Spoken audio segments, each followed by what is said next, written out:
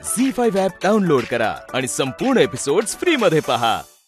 अहो नाही तुमच्याकडून आम्ही पैसे नाही मागत आणि आम्हाला नकोय। आम्ही पैसे मागितले तर आम्हाला पाप लागेल। आमच्याकडे खूप पैसे। तुम्हाला कुठेतरी पाहिलंय मी। मला आठवलं, तुम्ही तेच ना माझ्या मिस्टरांनी ज्याच्याकडून लाज मागितली होती। तुम्हाला अटक सुद्धा झाली होती। हो। सुटलात कसे तुम्ही? नाही म्हणजे आश्चर्यच आहे। म्हणजे हे आमचे कसेही असू देत, पण एकदा का त्यांनी गुन्हेगार पकडला की शिक्षा झाल्याशिवाय त्याला सुटका नाही। तुम्ही कसे सुटलात? कारण मी गुन्हेगार नाहीये ना, म्हणून।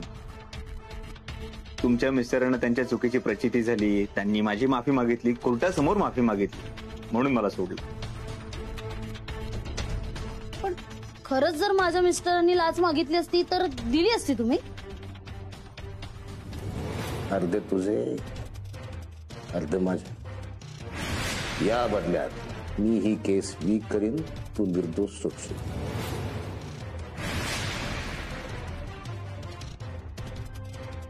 नाही म्हणजे एवढे पैसे आहेत तुमच्याकडे? नाही हो, माझ्याकडे कुठे आले एवढे पैसे।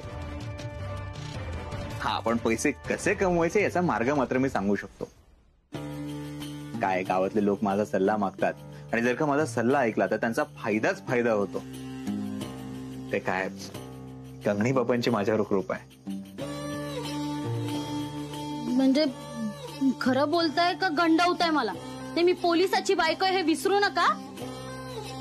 हो, का विसरेन मी? आणि मी तुम्हाला का फसवेन? मी जर का तुम्हाला फसवलं तर तुमचे मिस्टर मला पुन्हा आत नाही का टाकणार? खरंच कृपा आहे का? मग सांगा माझ्या समस्या काय? तुमच्या नवऱ्याने तुमचं ऐकावं, त्यांनी त्यांची नोकरी सोडावी, कुठला तरी एखादा बिझनेस स्टार्ट करावा, तुमच्याकडे खूप सारा पैसा यावा आणि संपूर्ण आयुष्य तुम्ही ऐशोआरामात काढावं। हो, अगदी मनातलं बोलताय तुम्ही। कसं समजलं तुम्हाला? मी म्हणालो ना, कंगणी बाबांची कृपा आहे माझ्यावर। तुम्ही काही काळजी करू नका। तुमचं म्हणणं कंगणी बाबापर्यंत पोहोचलंय आणि त्यांनी माझ्यापर्यंत पोहोचवलंय। तुम्ही लवकरच श्रीमंत होणार आहात। खरंच? हो। तुमच्या तोंडात गुळ, साखर, मिठाई, पेढे, जिलेबी सगळं पडो। तुम्ही म्हणाल ते करेन मी। फक्त माझ्या नवऱ्याची नोकरी सोडवा हो। त्याला ना कुठला तरी चांगला धंदा करायची बुद्धी द्या। तुम्ही सांगा मी काय करू? मी काय सांगणार? जे काय सांगायचं कंगणी बाबा सांगणार, ते सांगणार, मी ऐकणार आणि तुमच्यापर्यंत पोहोचवणार।